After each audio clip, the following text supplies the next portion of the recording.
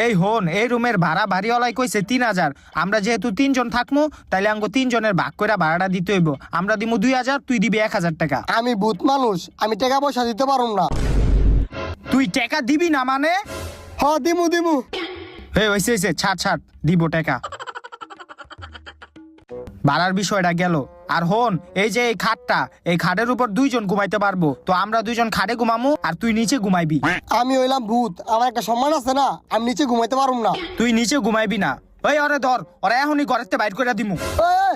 না ঘুমামু ঘুমামু। ঠিক আছে, মনে থাকে যেন।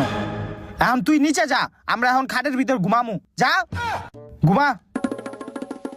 ইসিরে মুতে ধরে গেল গা। এই তুই ঘুমা, আমি মুইতে আহি। এই কেডারে বাথরুমে গেছত বাইর।